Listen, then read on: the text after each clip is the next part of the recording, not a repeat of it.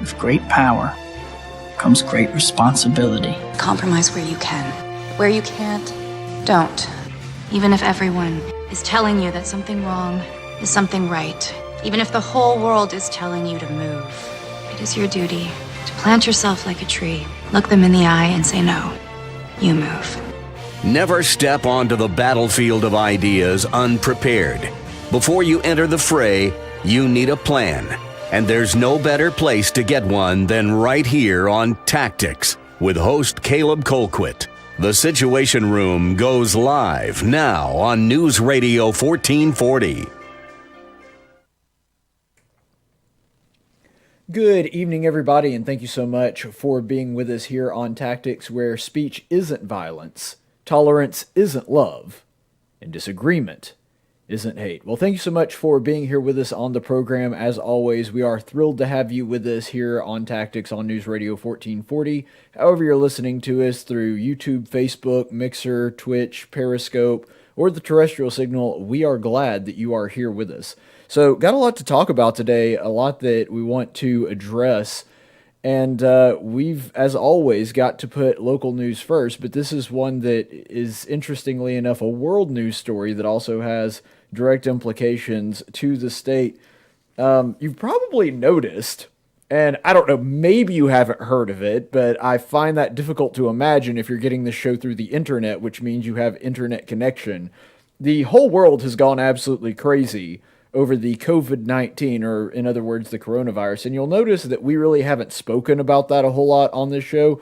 And it's not that I don't think that the news is relevant or any of that, but like I said, we tend to focus on local stuff. We don't really delve into world news. And so we are going to look at it, but specifically as how it affects our hometown in Alabama.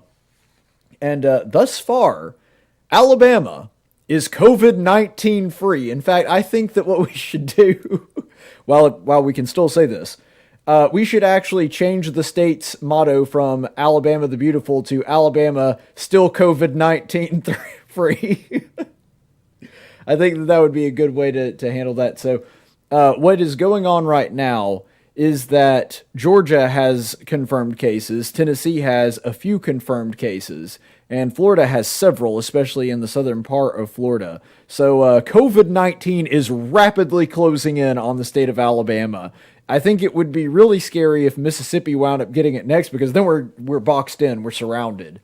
But really the truth is, probably the biggest impact that this thing is going to have on our state is that I went to Sam's Club earlier today, because as a lot of you know, I'm also a resident director for one of the dorms here at Faulkner University. And one of the things that we do is we have a lot of events and a lot of things where students come together. And what we have, occasionally we need supplies, things like paper plates, bowls, cups, that kind of thing. And I ran out this week, so I had to go to Sam's Club. We get a good deal buying in bulk, that kind of thing. And we did that, which, you know, I went by myself and that was fine, but I was not expecting the cascade of people that were at Sam's Club. I mean, there were lines everywhere, which shocked me because it's like 3 o'clock in the afternoon on a Monday. And there are people everywhere. And to paint a picture of one of the funniest things that I have seen in a while, and I literally laughed out loud and was laughing for about a solid minute going down the aisle, and there were people looking at me like I was insane after seeing this episode unfold in front of me, is there was this great big guy, looks like he should be in a biker gang, with a long beard down to here, wearing sunglasses and a baseball cap and cut-off sleeve shirt. And he starts chasing down this scrawny little dude who, I don't know, he's probably in his 50s or 60s, who works at Sam's Club. He goes, "Excuse me, sir, do you have any toilet paper?" It's like, no, the whole store's out of toilet paper. We're in, man, if Sam's, which has like, you can buy toilet paper in cases of like 1,000 rolls. If Sam's is out of toilet paper, people have taken this thing way too seriously. And my question is, why toilet paper? Why is it toilet paper? Why is that the go-to item that people feel like they really need to stock up on? It's funny because as an Auburn fan, the first thing I think of is, Are they anticipating Auburn to go to the Final Four again? Because maybe that's the reason. There's no toilet paper left in the state of Alabama, but it was just so funny watching this great big dude, and he wasn't aggressive or anything, but he was, very loud and chasing this dude down, and the Sam's worker, I don't know, he was busy with something else. So he wasn't trying to get away from him, but he was moving pretty quickly. And just watching this great big dude walk down with his cart full of stuff, and this dude looked like a prepper, which is nothing wrong with being a prepper. It's just funny to watch this. He's like, "Hey man, you got toilet paper?" "No, whole store sold out. Don't ask again." So that's just a little snippet of how this is affecting us now personally. This is where being an Auburn fan comes in handy, because if you are an Auburn fan and you actually are a good Auburn fan, then you always have a ready supply of toilet paper no matter what. And if you're like me, I have two different stashes of toilet paper. I've got the good toilet paper that I actually use for its intended purpose, and then I have the crappy generic brand toilet paper that's like 50 cents a roll that I buy specifically for rolling Toomer's Corner. So I always have a backup stash of specifically Toomer's rolling toilet paper on hand. I don't know if you other Auburn fans are like me in that respect, but I always have that. So if push came to shove, that may be what I would have to use if there were some kind of massive toilet paper shortage. But really, this is exactly the same thing as what happens most of the time with milk and bread at your local supermarket when there's somebody somewhere in a northern county in Alabama saw a snowflake. So the entire city of Montgomery, the shelves are empty of milk and bread. That tends to be the way that it works out here. It's the same thing. It is very, very unlikely that this thing has any more of an impact than that. Just like normally when somebody says they see a snow flurry, it usually has almost no impact on the state. Now, occasionally it does. Occasionally there are exceptions to that rule where the state has to shut down for a day or two, but it's rare. And I think that we should keep that in mind, that the panic is probably a lot more overblown than the thing itself. Because the thing is, this is serious. I'm not trying to downplay it, and there are going to be really two camps to the people that you're looking at. You're going to have the one camp that is saying you need to panic, it's the end of the world as we know it, start playing the REM music, and this whole thing, the apocalypse is upon us. And then you have the other side that are saying, no, it's all a hoax, it's all just made up, it's not even a real virus, or if it is a real virus, it's not that big a deal, you shouldn't worry about it. The truth is in the middle. It is a serious event. It is something that ought to be taken seriously, and preparations ought to be made, but there's no reason to panic or freak out. And there's no reason to go hoarding thousands of rolls of toilet paper or buying up every N95 mask that you can find. Not a bad idea to have a couple on hand. I even went by looking for some myself. They were sold out, so I just wound up not getting it, and that's fine. But here's another thing that a lot of people forget too.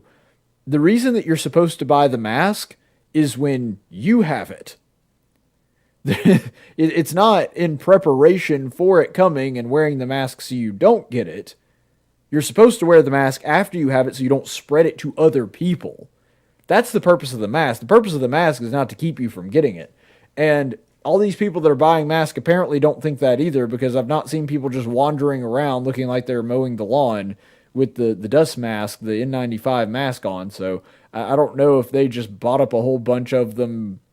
I can't understand, honestly, why that's taking place. But just so you know, the mask is actually to keep you from spreading it, not to keep it from contaminating you.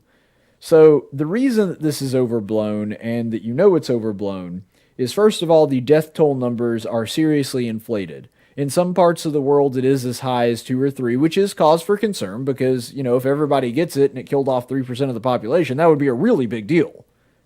But the thing is, the only places that we're seeing a 3% death toll are places like Chad in Africa, or in China where they don't have things in place to take care of their people. And even those numbers are inflated, and I'll explain to you why. We just recently came up with a way to test for it, And so we didn't even know what to look for ahead of time. And so now we actually have a test where we can confirm that a person has COVID-19. And that's why you're hearing that there are confirmed cases. That's why you're hearing an increase in those numbers, because before there were people with it that we just didn't know had it. That's how minor this thing is, that there's a lot of people that probably have already had it. To be honest, there's probably people in the state of Alabama that already have it. And I'm not saying that to try to cause concern, because they probably had it, thought it was just a cold. That's kind of how it manifests itself. You get coughing and a runny nose and all that, and then in a couple days you're fine. Now, just like the flu, there are serious concerns for people that have some kind of pre-existing medical issue. So if you have lung problems, like I do because of my chemo, this is something to genuinely be concerned about. And I am concerned about it because I do have that already existent condition that could make it more agitated in my case. But the odds of me actually dying from it are incredibly slim. I got to be more careful than the average person. But the odds that I'm actually going to die from this are almost non-existent. There have been a handful of people, mostly in a nursing home in Washington State, that have died from it. But those were old people that already had a medical issue. And the thing is, if you compare it to the flu virus, so far COVID-19 has killed maybe 24 people in the United States. The flu virus has killed about 20,000 this year alone. And so, if anything, we should be a lot more worried about the flu than we are about coronavirus. Now, the difference is this thing infects people at a higher rate. It's incredibly infectious, and you can wander around for about 4 days beforehand before you even realize it. That's the reason that a lot of people are so scared of this thing, is because it's very easy to catch. But just because it's easy to catch doesn't make it deadly. To give you a contrast, Ebola is actually kind of difficult to catch. Unless you make physical contact with somebody, unless you make physical contact with their blood or their bodily fluids or their feces, it's darn near impossible to get Ebola. And the reason that Ebola doesn't spread all that well is because the people who have it die pretty fast. And they don't really wander around with it incubating in their body for very long before it kills them. And so the fact that Ebola is incredibly deadly is part of the reason that it doesn't become a pandemic all that often, especially in a more civilized country where things are more sterile and you're less likely to come in contact with something like that, a place with sophisticated sewer systems and that kind of thing. So coronavirus spreads through the air, and like I said, it can be in your body for days on end before you realize that you have it. That's why it spreads so fast. But that also means that there's probably an awful lot of people, because it is a more mild disease, that once you contract it, you probably just thought you had a cold and then just shook it off. And a lot of these people aren't going into the doctor to get tested, and the test is relatively new. So even the people that did go in probably aren't tested for coronavirus, even near the frequency of the flu. So what you're going to see is, you are going to see an increase in confirmed cases, because now they're testing a lot more people, and those tests are being administered in a wider variety of places. But that's good, because that means we know who has it and who likely doesn't have it. There's still going to be a lot of people that just never go in and get tested, and they think it's a flu, so they just shake it off. But you're also going to have people that, go in and they get the test, and because of that, then there are precautions that can be taken, and they can be either quarantined or something, or, they'll be able to heal from it quickly. And so you're going to have a lot more people that have less severe cases being confirmed as having coronavirus. And as soon as that happens, that death toll is going to go down. A pretty good example of a nation that has already had to deal with this, but isn't like freaking out, is in South Korea, where they have a pretty advanced medical system, and they're pretty close to a first world country. And looking at what happened with them, the death toll in South Korea, and that's a good gauge because it's a small country and they have a better chance of observing the people that are in their country and whether or not they actually have the virus or not. It's a little under 1%. So I say all that to help you understand that the fact that this is causing a lot of panic is mostly because of a lack of data. It's mostly because of the things that we don't know about it. And anytime you're dealing with something that is an unknown, that's scary.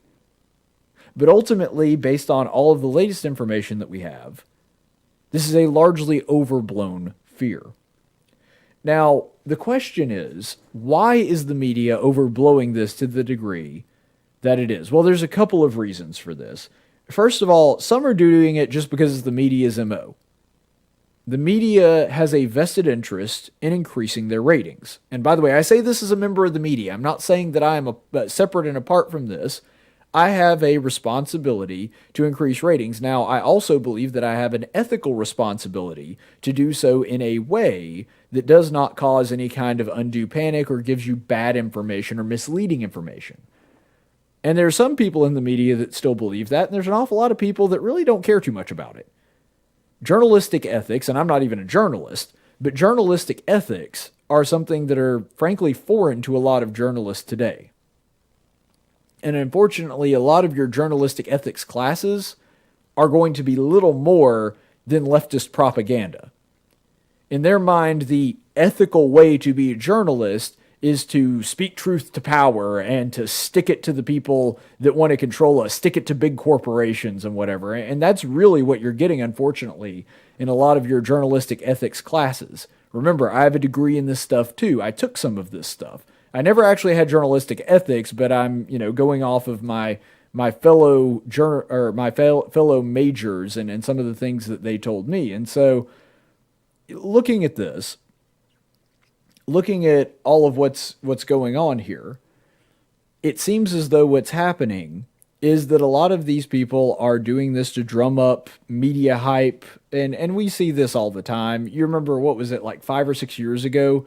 They had the big thing where every other day it seemed like there was a new shark attack, and it turns out you were far more likely to die from lightning strike than you were from shark attacks, but it was sensationalized, and because it was on the media's mind, it created a snowball effect that after the first story of a shark attack, you had another story of a shark attack, and then another one, and that just confirmed what the other stories were saying, even though the rate of shark attacks that year was actually pretty average. It's the same thing with the Australian wildfires. The Australian wildfires that people kept talking about, or the South American wildfires, they kept talking about how that's the worst ever, the Amazon is burning, and then you look at the statistics, well, actually, they've been about average. This is pretty common for the rainforest. This is actually the raw acreage of, at least in Australia, I don't know as much about the Amazon one. From what I heard, it was about an average year when it came to the rainforest fires in the Amazon. But in Australia, they found out that it was actually less square acreage that had burned in Australia than it had for the past 20 years. They were in a down year, and yet it just happened to get reported, and then it snowballed in the media like it always does. Now, there's a difference in these two stories. I'm going to use it to illustrate and help us to understand the coronavirus story. One of those stories has no agenda tied to it, the shark attacks. The media, their agenda might be to boost ratings, but there's no political agenda there. There's no reason for them to push, that shark attacks are more common and then use that as a political bludgeon against those with whom they disagree. There's no way to do that. The Amazon and the Australia forest fires, those did. And the reason that they did is because, this is a great way to promote that global warming is causing these abnormal events. Well, when you look at the data, it turns out they're not abnormal at all. In fact, in one case, the Amazon, it was pretty much a normal year. And in Australia, they were actually less than they normally are. But they had a political agenda that they wanted to push with it. And because of that, they extremely overhyped it to a ridiculous extent, because they liked the narrative and they wanted to run with it. Therefore, they gave it more airtime and talked about it in larger and more grandiose sort of apocalyptic terms, trying to give you the idea that the situation was a far larger crisis than it really was. And so this really displays the reasons that the media might be doing the same thing with coronavirus. And some of these people are doing it because they see the world through orange-tinted glasses. And what I mean by that is there is a certain group of people in the media that absolutely everything that they see, they cannot see anything without the lens of Trump. Some people are blaming Trump for the coronavirus and saying that he's not expending nearly as many resources for it, that he's not doing a good job, that he's not taking this seriously, despite the fact that when there was the big Ebola scare a few years ago, that President Obama actually wound up addressing it much later than President Trump did in the news cycle. He also spent less money on it and less resources. And none of the Democrats had a problem with how President Obama handled that. Now, again, I thought that that crisis was overblown, just like this crisis is overblown. But my point in all of that is they are acting as though somehow President Trump's response to this has been underwhelming and not sufficient to take care of the problem, when the same thing happened with the Ebola virus. President Obama's response was to a lesser extent, and nobody had a problem with that. And so it really does show and put on display the fact that a lot of people that are doing this have a specific political agenda for pushing this narrative and pushing that it's going to be this big crisis. And here's the other side of that. I think some people genuinely just look at it and see it as Trump's fault, and that's ridiculous and stupid. They're blaming him for a pandemic that hasn't even really happened yet. But nonetheless, that's what they're doing. Some people don't just see themselves as observers and people that are pointing to Trump and saying, see, coronavirus and everything that's going on with it is Trump's fault. Some people are actively trying to get you to blame it on Trump. And they're actively trying to use it as a cudgel to be able to hurt President Trump because they don't like the guy and don't want him to get reelected. Because here's the thing. The single largest threat that the coronavirus does present, and it does present a real threat, it is primarily an economic one. I'm not saying that there's not legitimate threats to people. I mean, there have been people that died. That is not something to be taken lightly.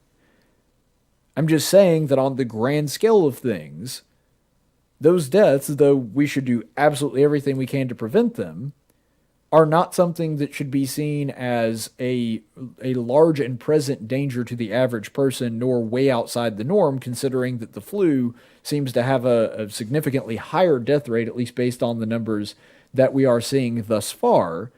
And it causes casualties in far larger numbers, or at least has so far. Now, the science can change. Something could happen with the virus. For all we know, the virus could evolve and become more resistant, or we could have issues treating it. I mean, there's 1,000 different things, but I'm saying based on what we know right now, there's no reason to believe this is going to be significantly worse than the swine flu or the bird flu or any other big scare West Nile virus. Again, not things to be taken lightly, but also not things that should cause some kind of great panic that we're going to have a massive societal breakdown.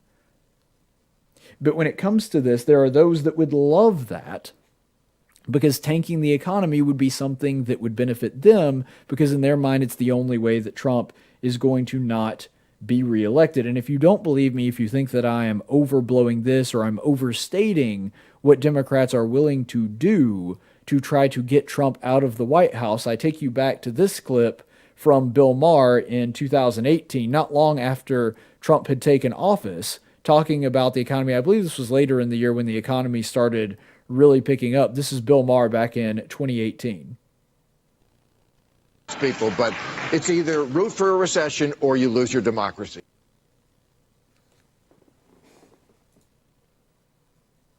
This economy is going pretty well. We have to, what?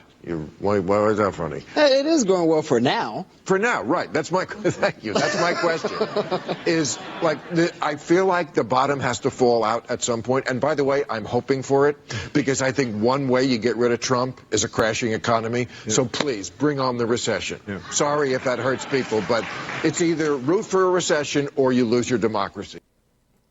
So you see there Bill Maher actually pulling for a recession and wanting the economy to tank. And that's the biggest threat that the coronavirus presents right now, is that it causes an interruption in supply chains. It's already caused several hiccups in supply chains, because one of the places that it is centered on is in China. And the more panic there is, the more uncertainty there is in the market, the more volatile the economy will be. We've already seen the stock market just today take a massive crash, and it's not like Black Thursday where it's, you're not going to be able to recover from it or anything like that. Like, it took a pretty hard stumble. It's not going to fall to pieces or anything. But, it took a pretty big hit, and they've moved into a bear market, and people are getting a lot more cautious.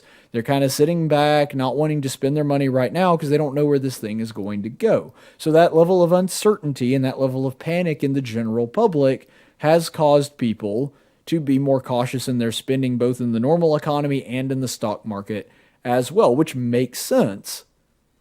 But the issue is, if that is something that continues on, that could be something that really hinders the economy.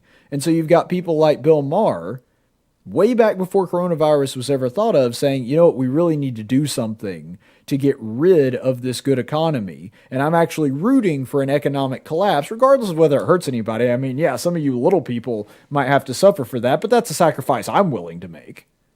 Which is essentially what Maher was saying, as long as it keeps Donald Trump out of office.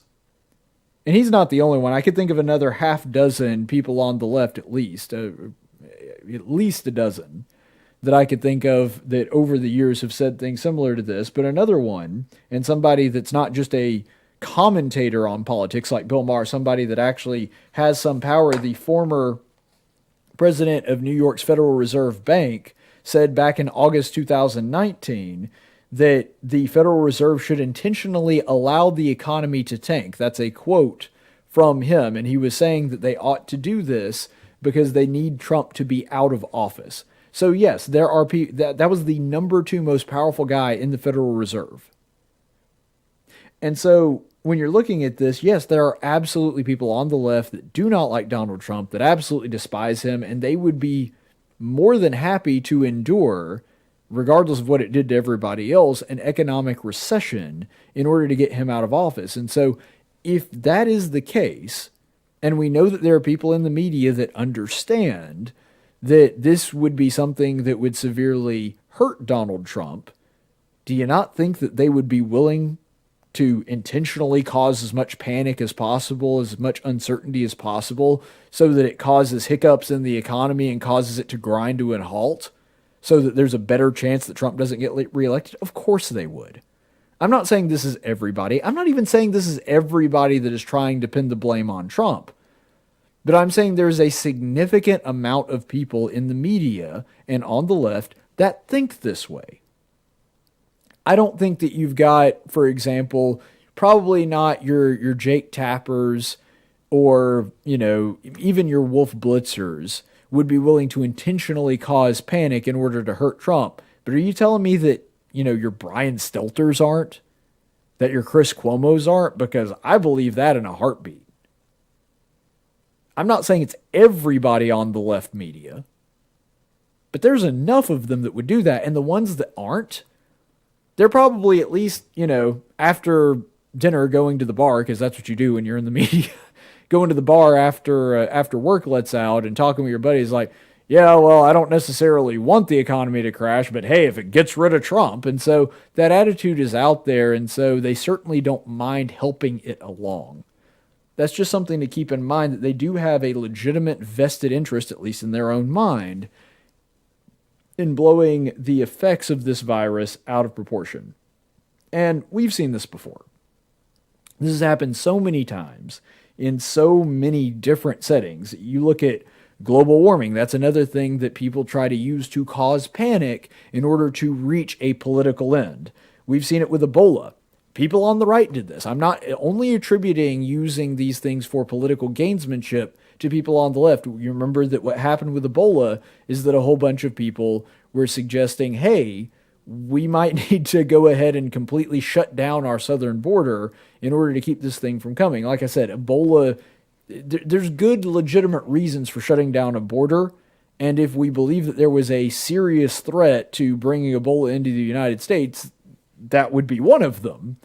I'm just saying that it didn't really pose a good threat or a significant enough threat to do so. When it came to the Syrian refugees, for example, people were trying to cause all kinds of panic and chaos, and they were hoping to use that to bring in more Syrian refugees, both to the United States and to Europe, because they wanted to change the demographics and import people that they felt were more likely to be sympathetic to their cause. Mad Cow, PETA tried to use this for a political end, trying to get people to stop eating beef.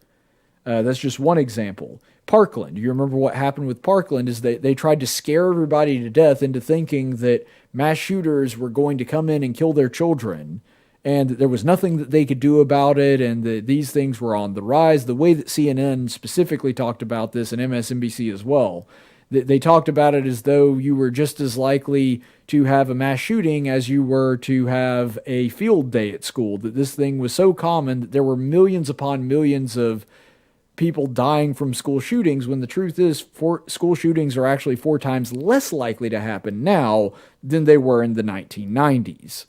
Our schools are significantly safer than they used to be. And mass shootings are insanely rare events. And then, of course, Black Lives Matter did essentially the same thing.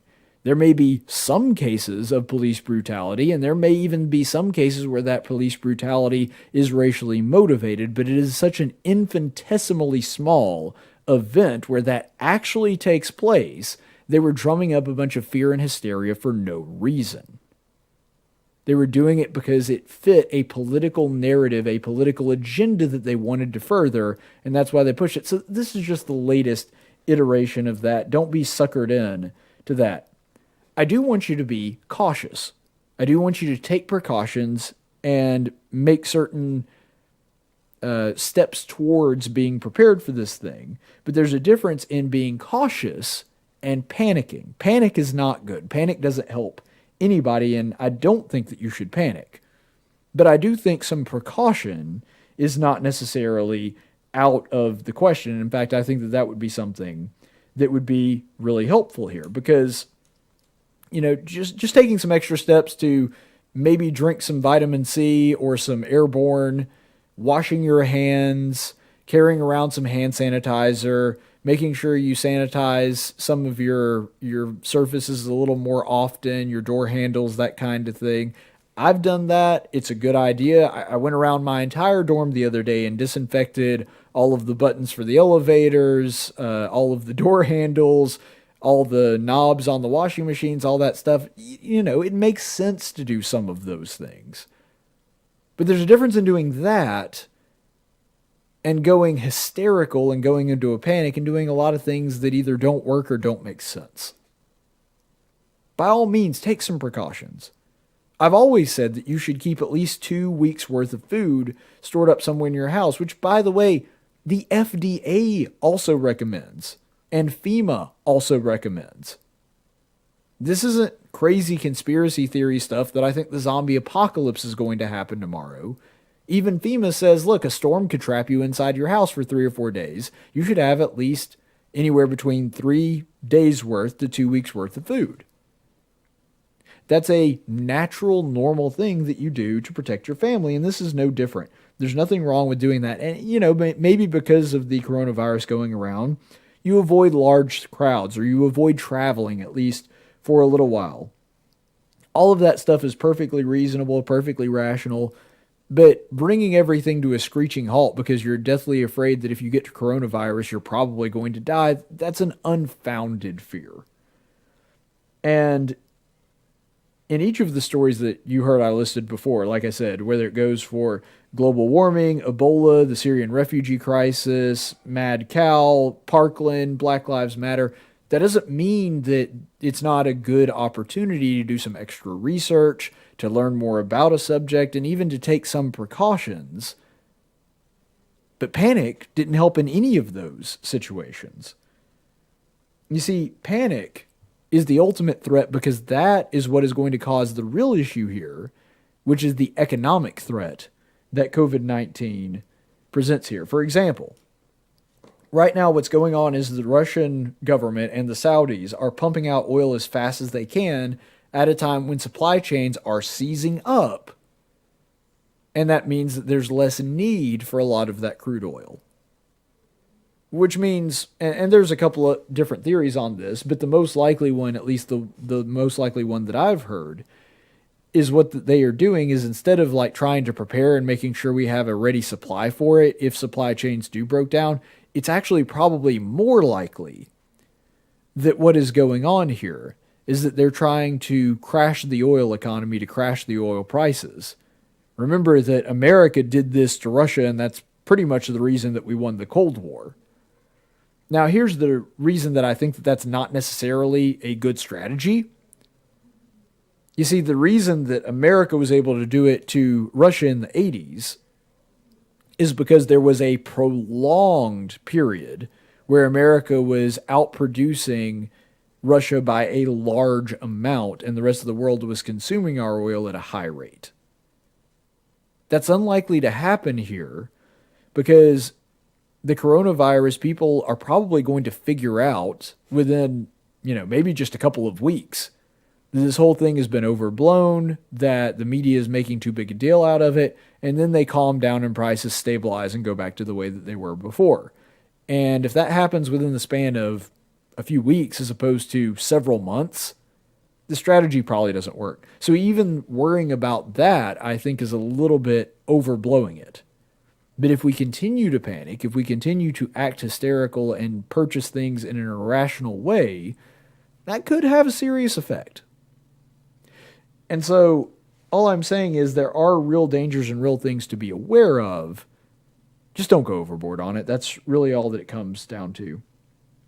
In England, when the Blitzkrieg, the German bombings were going on in World War II, there was a phrase that was put up on posters all over the city of London.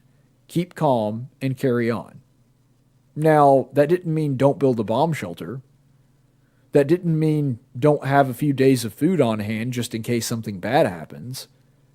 That didn't mean take some precautions, have a firearm of your own in case, the worst happens. But what it did mean is don't freak out. Go about your life. Do whatever you can do. If this were, something going on today, you might want to, if you can work from home, maybe work from home for a few days, try to avoid contact with other people. That's a reasonable thing to do. But the idea that you need to flip your life upside down because of this thing and you're worried that you're in constant fear that something horrible is going to happen, there's no reason for that. Do what the British did in World War II. Just keep calm and carry on. Now, speaking of sickness and speaking of keeping calm and doing things that make sense and taking precautions, there is an issue that is near and dear to my heart that I wanted to share with the audience today. So I have a friend who graduated with me. She was in my graduating class back at Marbury, so she's a local girl, somebody that was born and raised in this part of the state, doesn't live here anymore, but used to. And she recently had a baby named Grayson. And Gray, unfortunately, started having seizures. Now, I don't understand everything about the backstory because, like I said, she doesn't live here anymore, and she's a high school friend, so we haven't kept in touch, to a great extent over all that time. But she is somebody that I occasionally talk to over Facebook, and so when she told me about this, I immediately wanted to help out, and he's been having seizures, and these infant spasms that he's having have understandably caused a great deal of concern for his mother, and they're worried about him and his health. And at his most recent doctor's appointment with the neurologist, it turns out that he has epilepsy. And I don't know, maybe he grows out of it or doesn't, but for right now, this is something that is very scary for their family, and they're very worried about him. And so one of the things that they have thought to do, taking a precaution, kind of staying with our theme of taking precautions when it comes to the coronavirus, one of the things that they've decided to do with this as a precaution is they're trying to get a service animal, so that the service animal, which is specifically trained to detect seizures and spasms like he's having before they happen, so that if something like this takes place, they can run him to the hospital real quick so he can be observed by doctors, and it really decreases that wait time of being able to do this. And by the way, this happens with adults that have the same issues, is that animals are able to actually detect this before they happen. And so with this one particular animal, it's very expensive. In fact, it cost $17,000. And so because of this, they're looking to purchase one of these animals, but like most people, they don't have $17,000 just lying around. So what they're doing is they're asking for donations, and they're asking for them in the form of these t-shirts. So if you'll check this out, this is a t-shirt, and they also come in gray, but I got the one in red. So check this out. This is actually pretty cool. So this is the shirt that you can buy. It's $25, and I'll go ahead and post the link. I've already put it actually on my Twitter feed. So if you'll see my Twitter handle right there. Yeah, okay, I got it on the right side of the screen. Right there at Tactics Radio, you can check out. There's the link right there. If you go to my profile, it should be the very first tweet that you see. You can get it in either red or gray. These are 100% cotton shirts. And like I said, it's only $25. With shipping, you'll probably get out with it with about 30. And I've already ordered mine. Hasn't arrived in the mail yet, but I'm looking forward to seeing it. And I really recommend that you guys do this. If you have a little money, I mean, who doesn't have $30 to buy a cool t-shirt to wear around? Certainly you can do that. It's not that big a deal, but this is something that'll really, really help them. And so I'm asking you to do this because when I was sick, when I had my cancer and was going through chemo, that was something that was very expensive, something that I certainly couldn't afford on my own.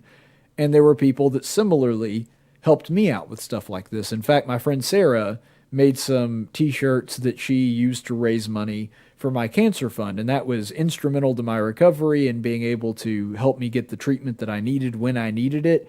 And so I'm asking you to do the same thing here, and I know a lot of my listeners donated to my cancer fund when I was going through this, and I'm asking you to do the same thing with this, because ultimately, and I believe this, not only is it something that's important for us to do as Christians, but as people who are conservatives and believe in a more limited government, if we want the government to do less, we have to be willing to do more. I'm for less government, and I'm for private charity taking care of a lot of the things that we think that government needs to be around to take care of. But if we believe that, and if we want that to be the ultimate outcome, then we as individuals have to be willing to do more for other people. And I think that that really is the best way to look at it. So if we do want the government to do less, we have to be willing to extend our hand and do more for those living around us. So for this very sick little boy who is very young and is in great need of this service animal to help predict these things ahead of time, which could very well save his life. I'm not saying that for sure, but, it's always better to have those precautions in place just in case something like that were to take place. So I'm asking you to do that. I would really, really appreciate it. And I also ask, and I think this may be even more important, to pray for my friend Ashley and her son Grayson on this. With that being said, we're going to go ahead and take a break real quick. We'll be back in just a moment on Tactics.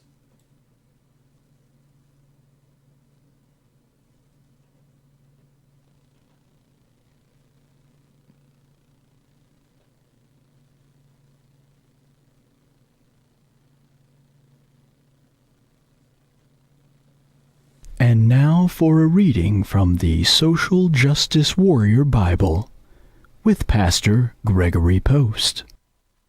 Welcome in. I'm Gregory Post, head pastor at the Eternal Living Word Trans-Denominational Church and Coffee House in Novato, California. And now it's time for a reading from the SJW Bible, the only Bible printed on 100% organic biodegradable paper. Today's reading comes from the Gospel of Matthew, chapter 19, verses 3 through 10.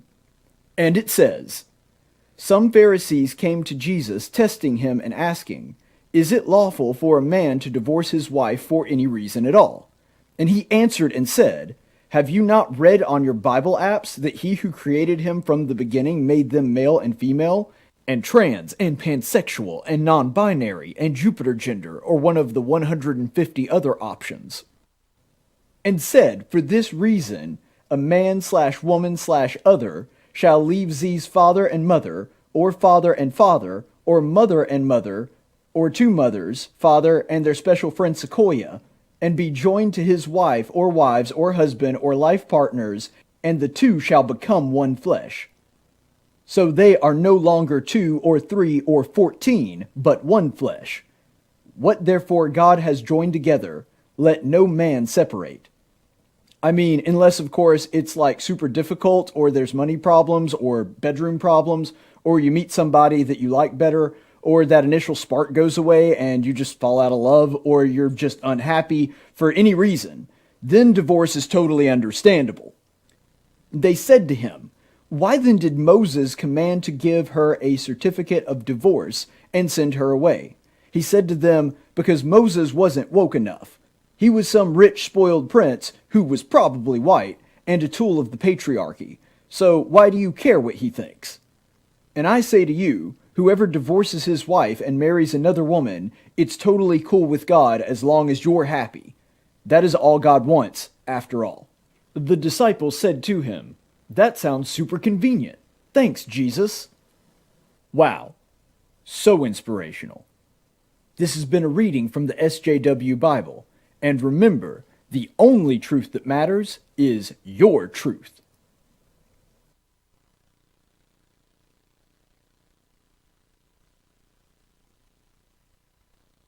No, you messed it up. You're stupid.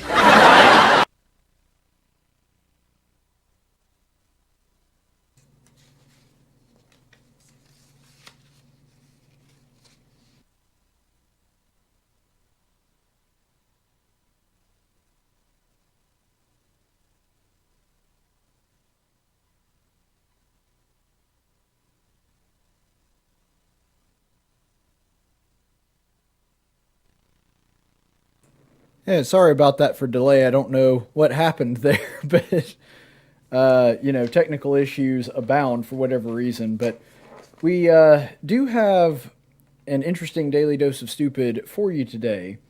Now, it's kind of a combination of two stories, but the main one, and this is what sort of kicked all of this off, the Daily Caller posted something on their Twitter the other day that showed a woman, and a picture of a woman that is at a pro-abortion event. And these are the earrings that she had. It looks like there's some kind of custom job that she did. But anyway, these are the earrings that she had on display the other day. So if you see this tweet from the Daily Caller, you'll notice that it's this lady who has a earring with a crocodile eating a baby. And she has one of the little scarves there that says "Keep Abortion Legal" across her neck. This is at a pro-choice event of some kind. And there's a couple things that I wanted to bring up about this. I'm not sure if this is supposed to be a reference to Exodus. Because if you're familiar with the Exodus story, you know that one of the first things that happens in Exodus, and the reason that Moses is a part of the royal family there in Egypt, is because there was a decree that went out by Pharaoh that all male babies of the Hebrews under the age of 2 must be thrown into the Nile. And this took place, and the Bible doesn't specifically reference the crocodiles, but it's a safe bet to assume that the crocodiles consumed at least a good number of those babies, because the Nile is a waterway that happens to have crocodiles in it. And so, again, this isn't something that is a surefire, oh, absolutely, this is the reference that was being made by this earring of a crocodile eating a human baby. But it's really odd either way, because I'm not sure if that makes it better or worse. Like, I'm not sure if her knowing and intentionally referencing the biblical story of Exodus paints her in a better light or a worse light. And here's what I mean by that. Because if this is a reference to that biblical story, at the very least what she's doing is openly defying God, basically putting those things on and saying, I know that God is against abortion, and I've heard people equating abortion to the biblical story where babies that, by the way, could have been up to 2 years old were cast into the Nile to be consumed by crocodiles or to be killed, whether that was the method or not. And I'm openly doing this in defiance of that and saying, sure, I know it's just like that. I don't care. I'm advocating for that. Well, at the very least, you're making a bold declaration. I know that this is what God says. I know this is what the Bible says, and I don't care. And another thing, this is super anti-Semitic.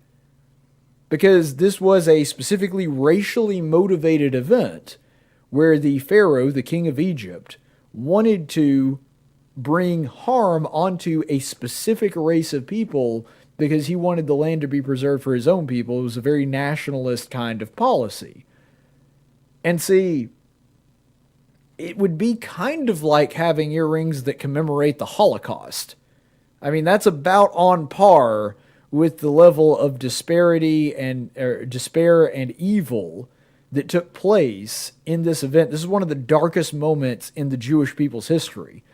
So if it is supposed to be referencing Exodus, it's not only blasphemous, but horrendously anti-Semitic and anti-Jew. And if the opposite is the case, which, by the way, that wouldn't really surprise me considering the founder of Planned Parenthood, Margaret Sanger, specifically advocated for abortion because she wanted to wipe out human weeds, which included black people, Jews, and a number of other categories that she felt fit into that category. But also, if you're looking at it from the other angle, and you're saying, well, she wasn't specifically referencing that Bible story, you've still got to be a pretty sick individual to just want a depiction of a crocodile eating a human baby hanging from your earrings to voice your support of abortion. Like, that's even if it had nothing to do, she was not intentionally referencing that Bible story at all, you've got to be a pretty sick person to depict that. And it shows the level of depravity that the people that are in favor of abortion go to, that they do relish and covet killing children. That they know it's a baby, because that's basically them saying, we know it's a baby, we just don't care. We want the practice, we want the convenience, we want to be able to kill our own children when we want to, and we just don't care. And so, either way, it does not point her in a good light. And frankly, it's interesting that this happens coinciding with, and I think that this is just coincidence, but it's interesting that it coincides with Bernie unveiling his brand new abortion policy over the weekend. So there's a couple things that he included in his reproductive rights plan. That's what Bernie is calling it. First of all, a repeal of the Hyde Amendment. For those of you who don't know, the Hyde Amendment is essentially the law that says that you are not allowed to use federal dollars or federal spending to go towards abortion. Now, there was a time when Democrats, Republicans, everybody, regardless of how you felt about the legality of abortion or whether you wanted it to be allowed and permitted or not, they all felt the same way about, okay, we understand why your tax dollars shouldn't be going to that, because there is a large plurality of the country that does view it as murder. And so even if we want it legal, even if we want it available, we shouldn't be taxing people that don't believe in this and forcing them to use their money that they earned to go towards something that they disagree with on such a fundamental level. That used to be something that the Democrats would all voice and give lip service to, whether or not they believed it or not. They would at the very least say that and say, look, we understand why you wouldn't want that to be the case. Bernie Sanders is saying, nope, screw that. Anybody, whether you agree with abortion or not, you're going to pay for it. So that's where he is. And speaking of that, he's not only saying that we should repeal the Hyde Amendment, but he is saying that abortion should be given to everybody because, I guess like everything else, according to Bernie Sanders, abortion is a human right. And in his mind, a right is something that the government ought to pay for. I'm still waiting for Bernie to advocate for the government paying for my firearms or my studio equipment so that I have freedom of speech. Not going to hold my breath on that.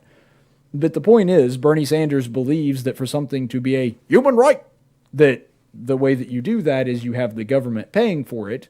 And in his mind, that means the government ought to be paying for a person's abortion. What's really crazy about this, though, is regardless of whether you think that abortion is morally permissible or not, or whether even you think it should be legal or not, really should have no bearing on whether or not you think somebody should be paying for it out of their pocket, whether they agree with it or not. That's a whole different thing. Even if you have no scruples about abortion whatsoever, the idea that you should be paying for somebody's elective medical procedure, even if that's how you view it, the idea that a private citizen should have his pocket picked by the government so that the government can then turn around and pay for somebody's abortion, that's just ridiculous to me, in the same way that it would be ridiculous to pick somebody's pocket and have the government pay for their plastic surgery. Any of those things. I mean, that's abhorrent on a number of levels. And when it comes to abortion specifically, what you're essentially doing is you're giving people a license, and you are likely going to be increasing the number of abortions, because it would just be like, for these people who don't view abortion as anything to be shied away from, think about this. How cautious were you when you were living in your parents' home about how often you were using too much electricity? Probably not very. If the government were then to turn around and say, you know, we're going to pay for everybody's electricity, do you think that would make people more careful about how they use it, or less careful about how they use it? Do you think that that would make them more apprehensive about leaving things running just for the heck of it, or less so? You see, if you make abortions free for everybody and you make the federal government pay for it, and it is actually a pretty expensive medical procedure, if that's what happens and you do that, then people are just going to be much more cavalier about sleeping with whoever they want to and then using abortion afterward. Now, the Democrat line used to be that we want abortions to be rare. Well, federally funding abortions is going to have the exact opposite effect. You're going to have tons and tons of people that are now going out and doing whatever they want to with whomever they want to. And then, which again, I don't agree with it. I think it's morally decrepit, but that's their right. But I also think that they should have to deal with the consequences of that liberty. And what this is saying is, no, you can have as many abortions as you want to. And another thing that it ignores is that oftentimes abortions are used by people that are sexually trafficking. Right here in Montgomery, we had a guy that had a 13-year-old girl who he claimed to be her father, but clearly was not, and Planned Parenthood didn't ask any questions, that he took her to an abortion clinic twice to abort the child that she had had through him prostituting her. And this is one of the things that the abortion industry does not want to talk about, but it is a reality that oftentimes abortion is used as a way to cover up and make child prostitutes more profitable, because they can go ahead and get rid of this and terminate this pregnancy in order to allow them to go out and be sexually trafficked more often. And so this is one of the things, if you make that federally funded, then you remove another barrier to that, and they don't even have to pay for those abortions when those take place. There's a number of reasons, even if you happen to be pro-choice, that making abortions free are a horrible idea. There's all kinds of societal consequences that will come from that. He's also advocated for an increase to Planned Parenthood spending and money spent on that, which, you know, if the federal government's paying for all abortions, that's kind of a no-brainer that that would take place. And then he says also that there would be a litmus test for all judges. Now, this one's really not new. It was included in the proposal, but he said this on stage at 2 different Democrat debates now. So I really don't think that this is news. It's just something that happened to be included when he was presenting the package, that he would not appoint a single judge, whether at the Supreme Court or at the lower federal courts, that would not include a litmus test for, are you pro-abortion? Oh, you're not? Well, then you're not even going to be considered. And it amazes me that anybody that even suggests that there may be a litmus test for that on the other side, whether or not somebody is pro-abortion or pro-life, that if anybody on the GOP even brings that up, they say, oh, they're trying to pack the courts, they're trying to use the courts as a political tool and all this other stuff. Bernie Sanders comes out and openly says, I will not appoint any justice, any judge to the court unless he is pro-Roe v. Wade. Well, the media doesn't seem to have a problem with that, or at least they have not voiced it so far.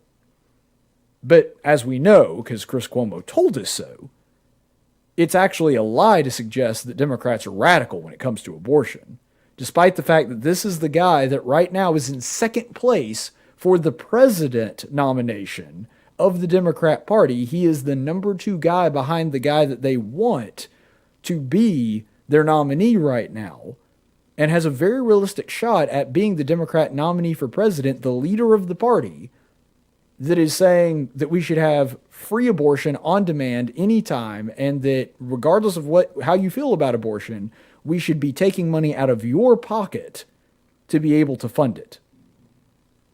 But don't worry, the Democrats aren't radical on abortion or anything. That's just ridiculous. Anybody that's saying that is a liar. Okay, let's go to the chaplain's report. In 1775, the Continental Congress created the Chaplain Corps. Under the command of General George Washington, each soldier was required to attend worship service every Sunday. While other armies advanced on their feet, Washington's troops advanced on their knees. It's time for the Chaplain's Report with Caleb Colquitt on tactics. Chaplain's Report today. This came about as something I was thinking about, and I came across it. I was reading through a book recently, and I found something really interesting. For those of you who have spent any time listening to me or know me personally, you know that one thing that I am really into is I really like words. I like understanding them. I like understanding the culture behind them, their history, their connotations, their denotations, all of that. I've always been fascinated by language and words, which is ironic because English is the only one that I kind of speak, and I'm not good at learning any others, and I can barely speak English as it is, but I appreciate y'all bearing with me despite that. When it comes to this one particular word that I heard the origin about the first time the other night, excruciating. Well, it turns out that the origin of excruciating is from the Latin, and it comes from 2 words, ex meaning out, and crux meaning cross. Now, I found that really interesting because what that means is that the excruciating pain, when we talk about something being excruciating, what we are literally saying is it is pain that is out of the cross. Now, I want you to think about that for a second. The Romans, because it is a word of Latin origin, the Romans could not come up with a way to describe the worst pain that a person can go through other than using the description of a crucifixion. That they felt there was not a single word in their vernacular, in their entire language, that adequately described the kind of pain that a person goes through by going to the cross to be crucified. So they had to literally invent a new word to describe it. That's astounding to me. And when we think about it, it means, first of all, it feels like we abuse that word quite a bit because we'll say excruciating. Oh, I stubbed my toe the other day. It was excruciating. Or I stepped on a Lego yesterday. It was excruciating pain. Now, okay, stepping on a Lego, that really hurts. I've done that before. It's quite painful. It's not like getting crucified. And that's, in the literal way, what we're saying. That's what we are trying to convey when we talk about an excruciating pain. I really want us to think about that because it makes sense.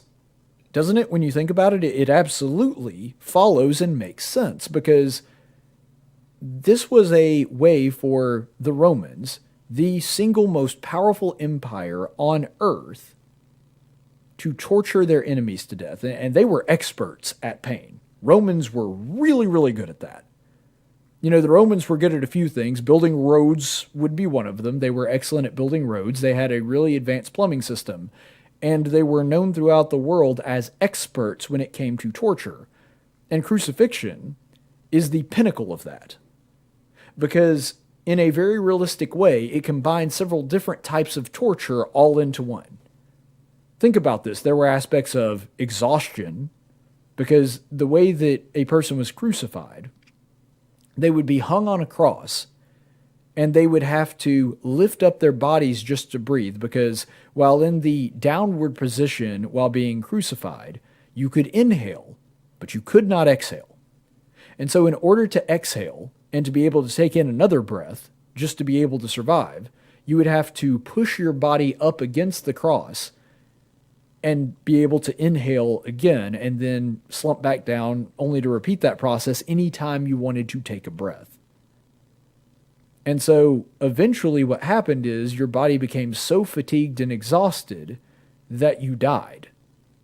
And this is how they prolonged the death process, because beheading or hanging or some other form of death that was relatively quick, they felt that that wasn't good enough for people that were being crucified, and so they wanted to prolong that agonizing experience as much as they possibly could.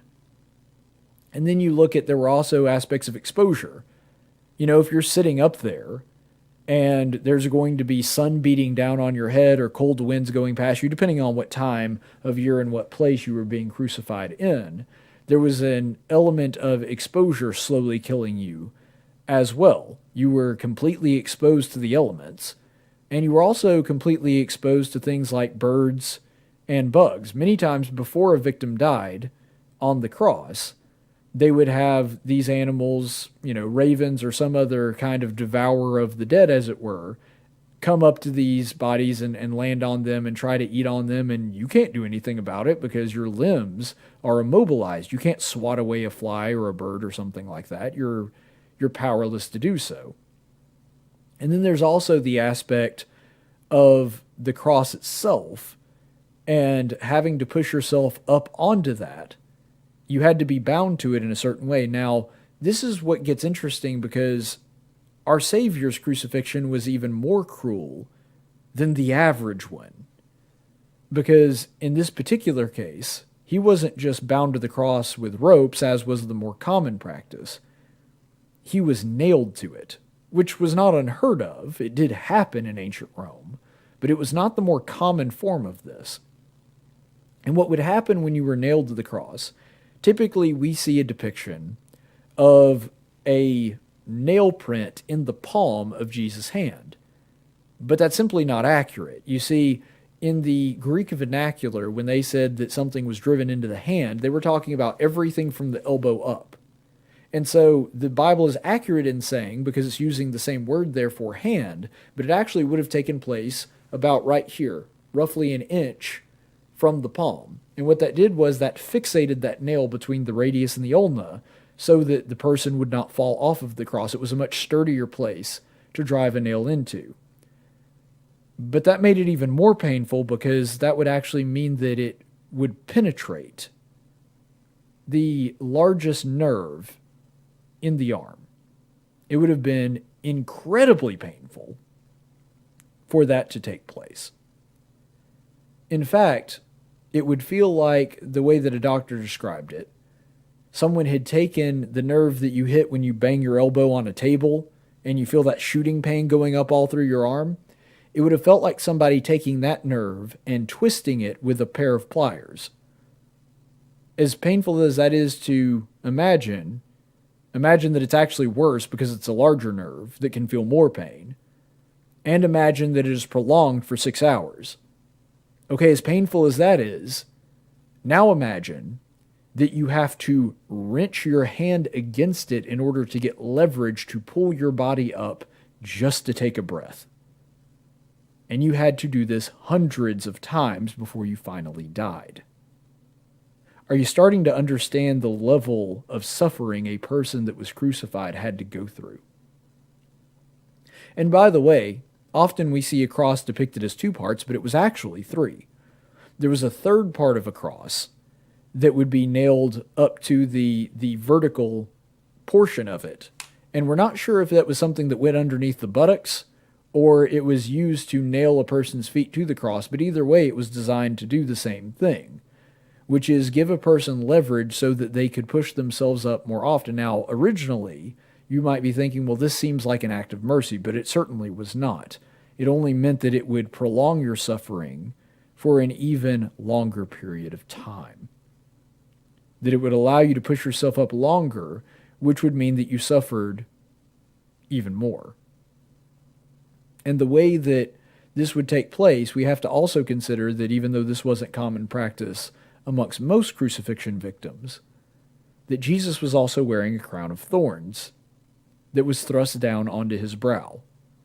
And if you've ever been cut anywhere above the eye on the forehead or anything like that, you will know that any cut above the eye, because the blood is very close to the surface there, and because you have a layer between your skin and your skull of blood vessels, they bleed profusely. And so Jesus probably had sweat and blood running into his eyes this entire time. Now, I could go on and on for an entire sermon on the different methods that Jesus suffered on the cross, but I want you to take those in and think about just those aspects of it for a moment.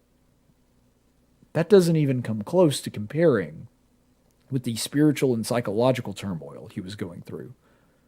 Oftentimes, victims of crucifixion would be stripped completely naked, and so there was an aspect of both physical and sexual humiliation that was going on that we don't even talk about most of the time.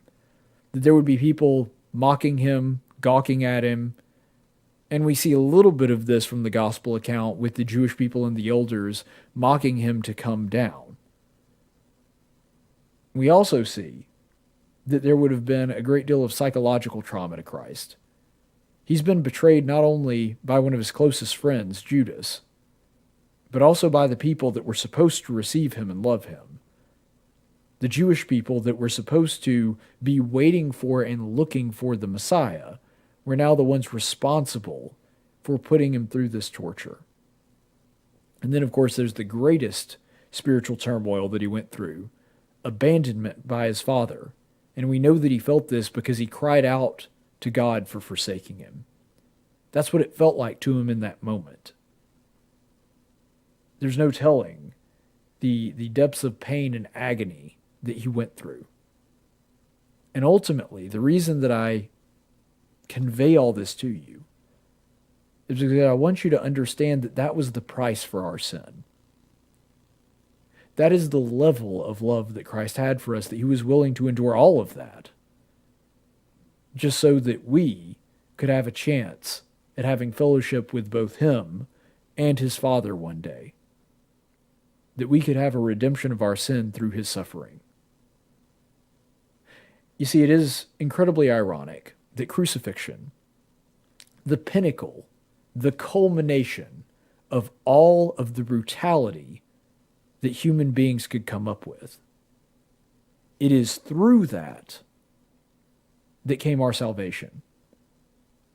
You see, Jesus took on the full force, the bluntness of man's cruelty in a very realistic way when he went through crucifixion.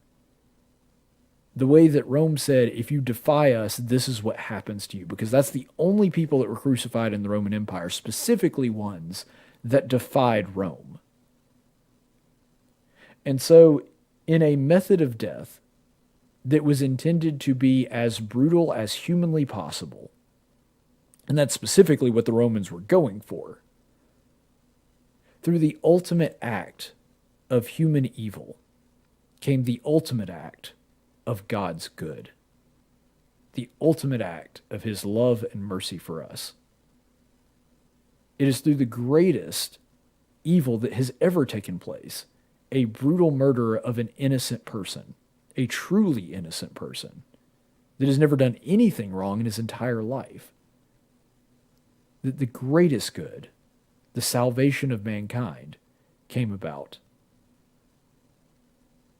It's amazing to me that the ultimate act of man's evil is what bore the ultimate act of God's love.